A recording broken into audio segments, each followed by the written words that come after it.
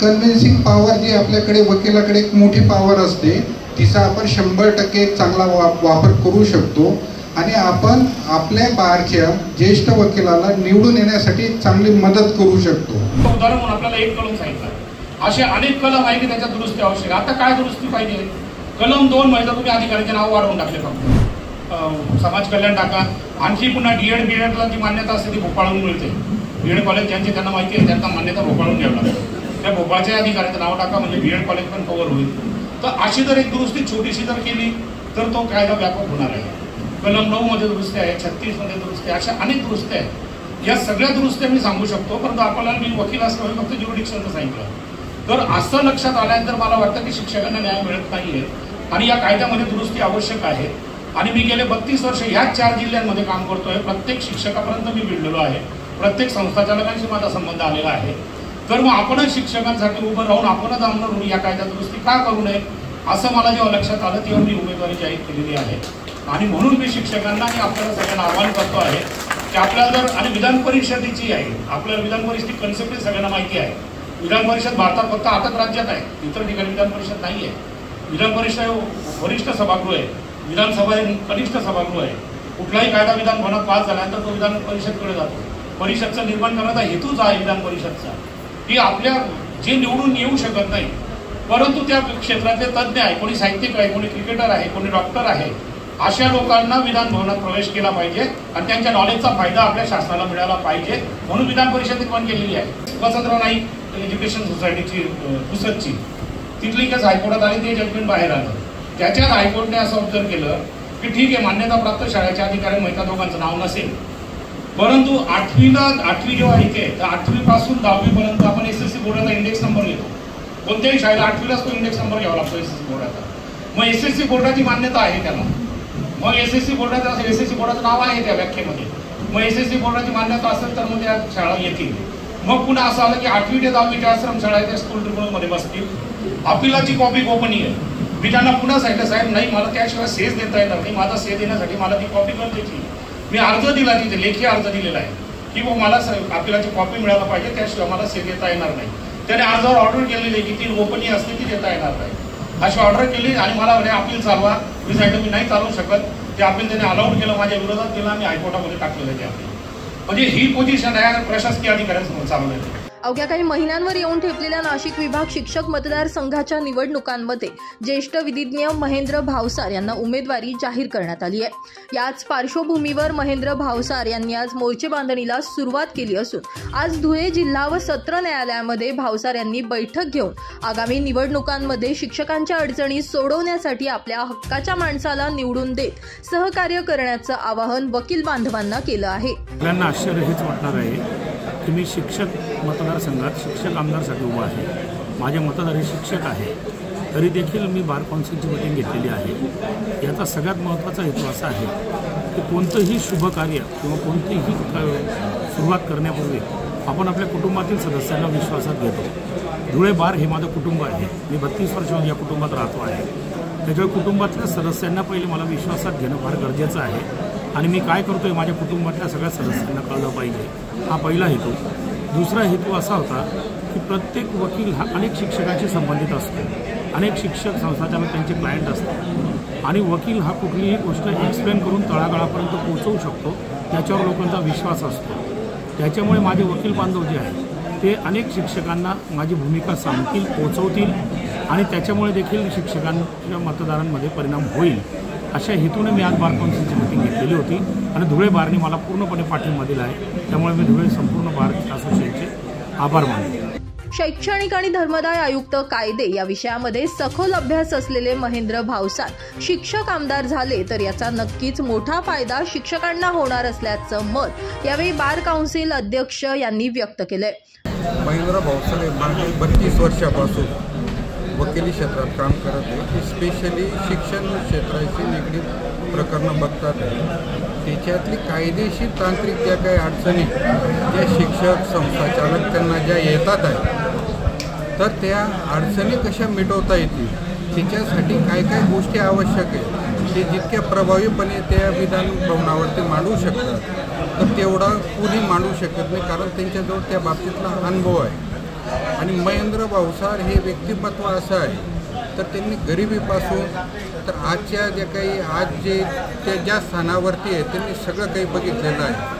तर ते खरोखर आहे ना ते शिक्षकांना एक चांगला न्याय देण्यासाठी ती एक तडफदार उमेदवार राहतील अशी आमच्या धुळे भागातला आम्हाला ती ग्वाही आहे आणि त्यांनी ती उमेदवारी जरूर करावी आणि शिक्षकांना ते न्याय देतील असते. दरम्यान यावेळी आपल्या हक्काच्या माणसाला निवडून देण्यासाठी सर्वतोपरी प्रयत्न करू असं आश्वासन उपस्थित वकील बांधवांकडून देण्यात आलं. या बैठकीला धुळे बार काउन्सिलिंगचे अध्यक्ष RD जोशी, उपाध्यक्ष मधुकर भिसे, उपाध्यक्ष प्रभावती माळी, सचिव दिनेश गायकवाड, ज्येष्ठ विधिज्ञ तथा सहकार ज्येष्ठ विधिज्ञ तथा जिल्हा सरकारी वकील देवेन तवर, ज्येष्ठ विधिज्ञ MS Patil, advocate DG Patil, advocate Shyamkant Patil, advocate BP Pawar, advocate DR Patil, advocate Jitendra निले यांसह वकील बांधव मोठ्या संख्येने उपस्थित होते. रूपक बिरारी, माझा महाराष्ट्र न्यूज, धुळे.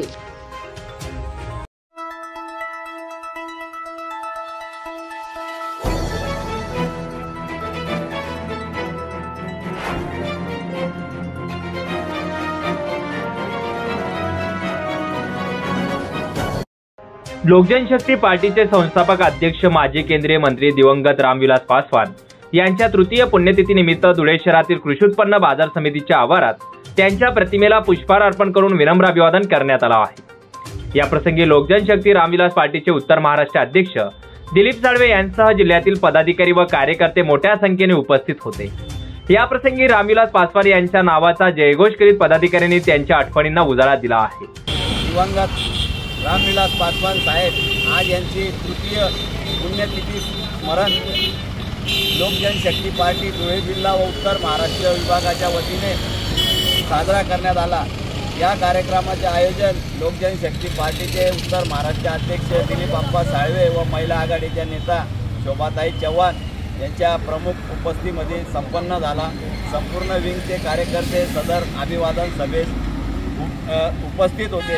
आज रामविलास पासवान साहेब यांना अभिवादन करताना आणि त्यांनी केलेल्या कार्याचा एक प्रकारचा आम्ही उल्लेख करतो की दिवंगत रामविलास पासवान साहेब हे भारतीय राजकारणाचे पिता भीष्म म्हणून त्यांना संबोधले जाते. रामविलास पासवान साहेब हे आपल्या राजकीय जीवनामध्ये 9 वेळा लोकसभेवर निवडून गेले व 2 वेळा राज्यसभेवरचे खासदार म्हणून राहिले.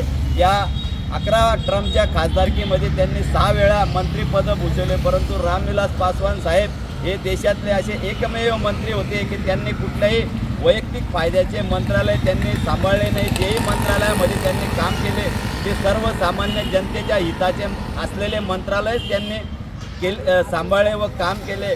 लोकजनशक्ती पार्टीचे नेते आणि केंद्रीय मंत्री रामविलास पासवान राजकारणाचा अचूक अंदाज असणाऱ्या नेत्यांपैकी एक होते. त्यांना राजकीय हवेचा अचूक अंदाज कळायचा. त्यामुळे त्यांची राजकीय गणितं कधीच बिघडली नाही.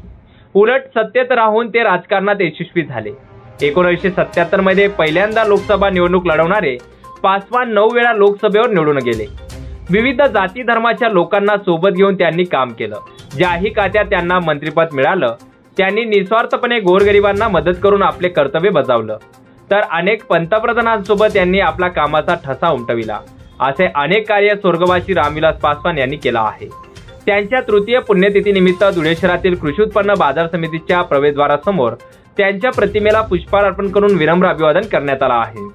यावेळी लोकजनशक्ती रामविलास पार्टीचे उत्तर महाराष्ट्र अध्यक्ष दिलीप साळवे, महिला जिल्हा अध्यक्षा शोभाताई चव्हाण, जिल्हा महासचिव कुंदन खरात, राजेंद्र साळवे, सम्राट देवरे, मुरली वाघ, गौतम वाघ, सूरज साळवे, सागर चव्हाण, सागर परदेशी, सिद्धार्थ साळवे, योगेश त्रिभुवन यांसह मोठ्या संख्येने लोकजनशक्ती पार्टीचे पदाधिकारी व कार्यकर्ते मोठ्या संख्येने उपस्थित होते.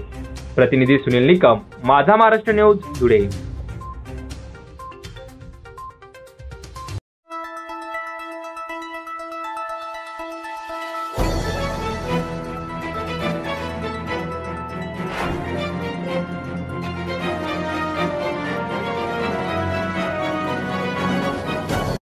नवरात्र उत्सवाच्या पार्श्वभूमीवर बंद अवस्थेत असलेले शहरातील सर्वच LED पथदिवे सुरू करण्यात यावे अशा मागणीचे निवेदन महापालिकेचे आयुक्त अमिता दगडे पाटील यांना शिवसेना ठाकरे गटाच्या पदाधिकारी कार्यकर्त्यांच्या वतीनं देण्यात आलं आहे.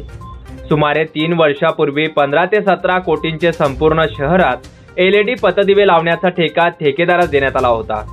या माध्यमातून शहरात 20,000 LED लाईट लावण्यात येणार होते।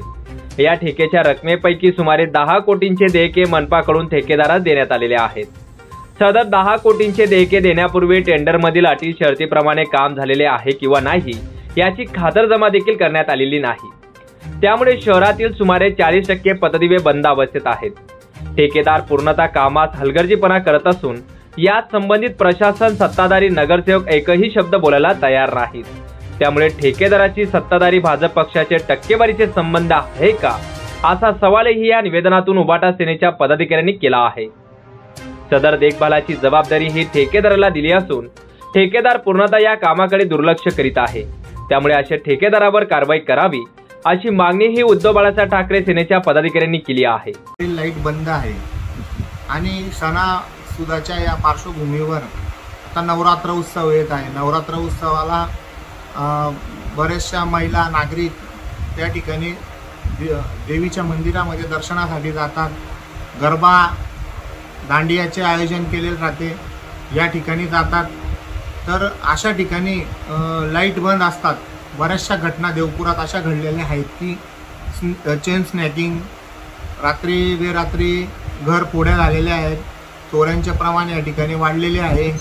तर LED लाईट नाही बसवता आले तर जुने लाईट तरी या ठिकाणी देखभाल दुरुस्तीच्या नावाने ठेका काढलेला आहे, पण त्या ठेकेदाराने अक्षरशः या ठिकाणी काम करण्यात एकदम कचराई करतोय आणि याला प्रशासन आणि सत्ताधारी पक्षाचे लोकप्रतिनिधी जबाबदार आहेत। यांनी 17 कोटीचा ठेका दिलेला होता, पण त्या ठिकाणी 20,000 LED बल्ब लावले जाणार होते। 3 वर्षापूर्वी हा ठेका दिला गेलेला आहे। त्या ठेकेदाराला 10 कोटीच्या वर बिल दिलं गेलं आहे आणि हा ठेकेदार फक्त 4 माणसं लावून शहरातील देखभाल दुरुस्ती करत असतील, तेही महानगरपालिकेचे कर्मचारी, स्वतःचे कर्मचारी 10 गँग लावायचे होते याला। त्या एका गँगमध्ये एक वायरमन, 2 लेबर, त्या ऑन ऑफ करण्यासाठी संध्याकाळी त्या विभागामध्ये लाईट चालू बंद करण्यासाठी माणसं लागणार होते। अशी पूर्ण एक टीम, अशा 10 टीम यांच्या चालणार होत्या, पण त्या काही सध्या शहरामध्ये दिसत नाही। आणि यावर कोणता सत्ताधारी पक्षाचा नगरसेवकही बोलत नाही, पदाधिकारी बोलत नाही, प्रशासनातील अधिकारी काय करतायत। तर आम्ही आज आयुक्त दगडे पाटील मॅडमांना निवेदन दिलं की 8 दिवसाच्या आत जर कधी लाईट चालू झाले नाही शहरातील तर आम्ही आमच्या शिवसेना स्टाईलने यांना उत्तर देऊ। तसेच नवरात्र उत्सवाच्या पार्श्वभूमीवर शहरातील पथदिवे सुरू करण्यात यावे, अन्यथा शिवसेना स्टाईलने आंदोलन छेडण्याचा इशारा देखील यावेळी देण्यात आला आहे। सदर महापालिकेचे आयुक्त यांना निवेदन देतेवेळी उद्धव बाळासाहेब ठाकरे सेनेचे पदाधिकारी व कार्यकर्ते मोठ्या संख्येने उपस्थित होते। सुनील निकम, माझा महाराष्ट्र न्यूज, धुळे।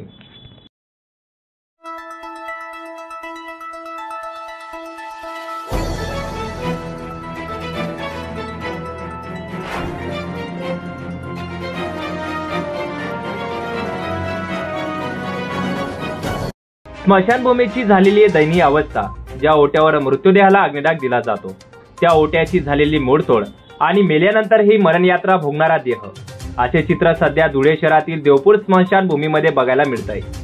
या ठिकाणी लोखंडी रेलिंग तुटल्यामुळे मृतदेहांना अग्निडाग देत असताना अनेक समस्यांचा सामना देखील करावा लागत आहे। याबाबत वारंवार तक्रार करूनही संबंधित प्रशासन याकडे दुर्लक्ष करत असल्यानं नागरिकांनी आपल्या अडचणी आमदार फारुख शाह यांच्याकडे मांडल्यानंतर त्यांनी तातडीनं देवपूर स्मशानभूमीची अधिकाऱ्यांसमेत पाहणी करत आपल्या स्थानिक विकास निधीमधून तब्बल 20 लाख रुपयांचा निधी डागडुजीसाठी दिला आहे। याबाबतचे पत्र देखील मनपायुक्त अमिता दराडे पाटील यांना सुपूर्द करण्यात आला आहे। देवपूर अमरधाम येथे पाहणी केलेली आहे। आपण बघितलं असेल, कोरोना काळात ज्यावेळेस प्रेत जाळण्यासाठी लाकूडची खूप कमतरता भासत होती, त्यावेळेस आमची एक संकल्पना अशी होती की आमच्या शहरात किमान 2 अमरधाम येथे शवदाहिनी, विद्युत शवदाहिनी किंवा गॅस शवदाहिनी आम्हाला लावावी लागेल आणि त्यासाठी आम्ही 1.5 कोटी रुपये मंजूर करून दिले होते। आणि त्याचा एक पहिला भाग म्हणजे चितोडूर अमरधाम येथे एक विद्युत शवदाहिनीचे काम सुरू आहे आणि देवपूर अमरधाम येथे एक गॅस शवदाहिनीचे काम अंतिम टप्प्यात आहे आणि लवकरात लवकर आम्ही त्याचा लोकार्पण करणार आहोत। आता आम्हाला अनेक लोकांची तक्रारी येत होत्या की जे देवपूर अमरधाम आहे तिथे जे ओटे आहे दहन ओटे त्यांची खूप दुरावस्था झालेली आहे। अनेक वेळा तक्रारी करून सुद्धा ते ओट्यांची दुरुस्ती करण्यात आलेली नाही। त्यासाठी आता मी आज आयुक्त मॅडम आणि महानगरपालिकेचे जे अभियंता कैलास शिंदे संबंधित अधिकारी यांना सोबत घेऊन इथे आलेलो आहे आणि इथे आम्ही पाहणी केली। खरंच आम्ही बघितला ते दहन ओटे खूप खराब झालेले आहे आणि त्यासाठी मी आयुक्त मॅडमांना एक माझ्या स्थानिक विकास निधीतून 20 लाख रुपयाचं पत्र दिलेलं आहे आणि त्यांना अजून सांगू इच्छितो की जर आणखी पैसे लागतील तर मी पुढचा निधी पण द्यायला तयार आहे।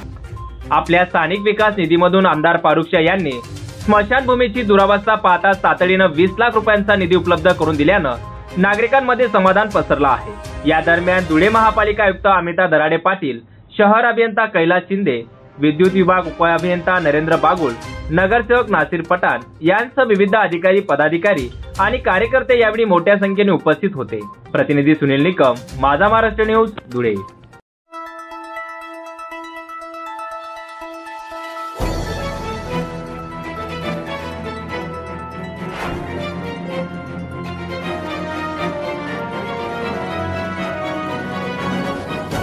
पिंपळनेर पोलीस ठाणे हद्दीतील विहिरीतील मोटारी व कॉपर वायर चोरी करणारी टोळी जेरबंद करण्यास पिंपळनेर पोलीस ठाण्याला यश आलं आहे।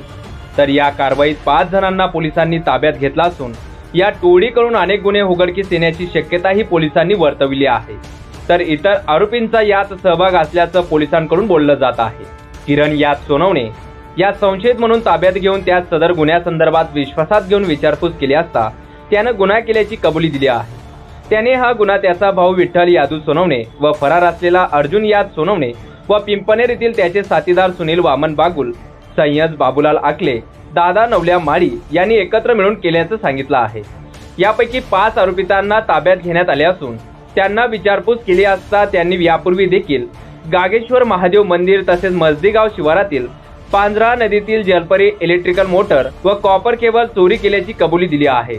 या आरोपींकडून 80,000 रुपयांचा मुद्देमालही जप्त करण्यात आला आहे। हद्दीमध्ये पेट्रोलिंग चालू असताना काही संशयित लोक आम्हाला मिळून आलेले आहेत। त्या संशयित लोकांकडे त्यांचा मुद्देमाल तपासला असता त्यांच्याकडे काही इलेक्ट्रिकच्या वायर्स, मोटर्स मिळून आलेल्या आहेत। त्यामध्ये आरोपींना बारकाईने विचारपूस केली असता आजूबाजूच्या पंचकृषीमधील शेतकऱ्यांच्या इलेक्ट्रिक पाण्याच्या मोटर्सच्या वायर्स त्यांनी चोरलेल्या आहेत। यापूर्वी देखील असे काही प्रकार घडलेले असल्याचे आरोपींनी चोरी केलेले असल्याचे आरोपींनी कबूल केलेले आहे। सदर आरोपींना मान्य न्यायालयासमोर हजर करून पुढील तपास करण्यात येत आहे। इतरही काही आरोपी यामध्ये असण्याची शक्यता आहे। संबंधित वायर चोरल्यानंतर ते कुठे विकतात या अनुषंगाने तपास करण्यात येत आहे।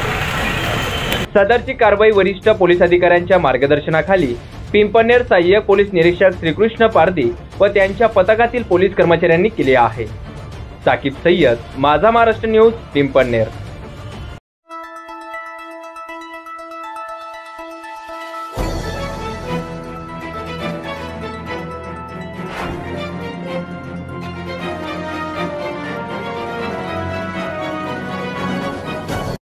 भडगाव तालुक्यातील कसगाव येथे गेल्या 4 ते 5 दिवसापूर्वी राजश्री नितीन देशमुख व ओंकार चव्हाण यांच्या घरावर 7 ते 8 जणांनी दरोडा टाकून रोख रक्कम व सोन्याचे दागिने लंपास केले होते।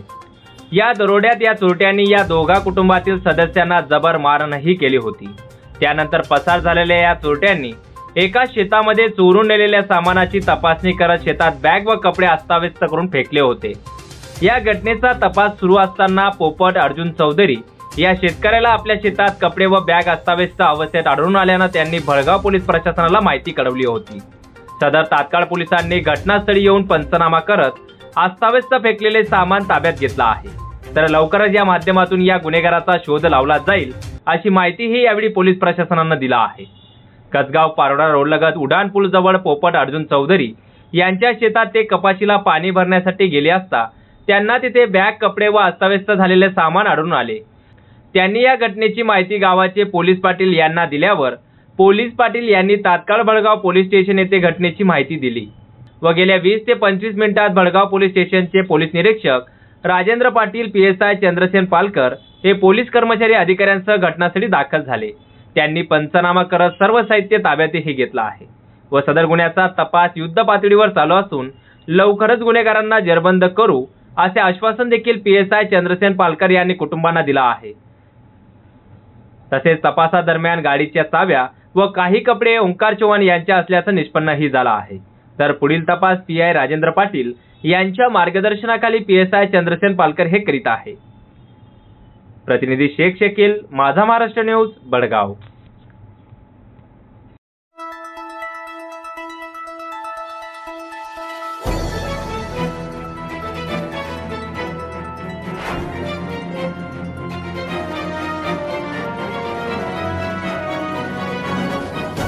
धुळे शहरातील कृषी उत्पन्न बाजार समिती परिसरातील नवनाथ नगरात राहणाऱ्या तरुणाचा जबर मारहाण करून खून करण्यात आल्याची चर्चा सुरू आहे. मारहाणीत मृत्यू झालेल्या तरुणाचे नाव शुभम जगन साळुंके, वय 27 असे असून तो मामाकडे वास्तव्याला होता. काही दिवसापूर्वी शुभमचा एका टोळक्याशी वाद झाला होता. त्या वादातून रात्री त्याला मारहाण करण्यात आली. त्यानंतर वरखेडी रोडवरील डम्पिंग ग्राउंड परिसरात जखमी अवस्थेत फेकून देण्यात आल्याची माहिती सांगितली जात आहे. त्याला पोलिसांनी रात्रीच हिरे वैद्यकीय महाविद्यालयाच्या रुग्णालयात उपचारासाठी दाखल केले होते. सकाळी त्याचा उपचार दरम्यान मृत्यू झाला आहे. तर दुपारी उशिरापर्यंत आझादनगर पोलिसात गुन्हा नोंद झालेला नव्हता. सुनील निकम, माझा महाराष्ट्र न्यूज, धुळे.